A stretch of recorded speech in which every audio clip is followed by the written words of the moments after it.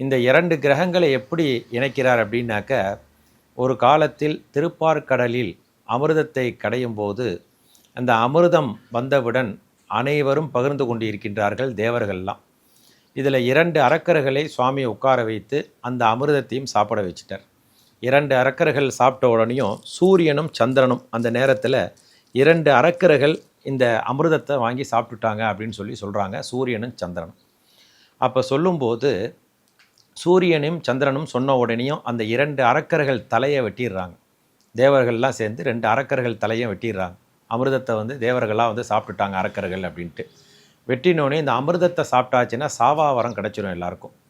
இந்த அமிர்தத்தை சாப்பிட்டதுனால இந்த ராகு பகவான் தான் ஒத்த தலை பாம்பாக ராகு பகவான் வந்துடுறார், 5 தலை பாம்பாக கேது பகவான் வந்துடுறார். அவள் 2 பேருக்கு சாவாவரம் கிடச்சிருது.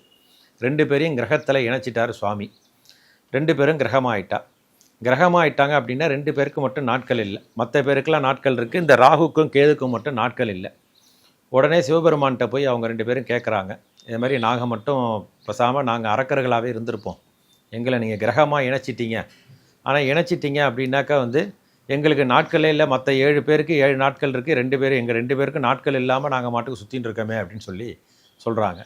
அப்போ சொல்லும்போது சுவாமி உடனே ஒரு நாளைக்கு எத்தனை மணி நேரம் அப்படிங்கிறார். 24 மணி நேரம். அந்த 24 மணி நேரத்தில் 3 மணி நேரத்தை பிரிச்சிடும். 21 மணி நேரம் தான் மற்ற கிரகங்களுக்கு. இந்த 3 மணி நேரம் அப்படிங்கிறது ராகு பகவானுக்கு 1.5 மணி நேரம், கேது பகவானுக்கு 1.5 மணி நேரம்.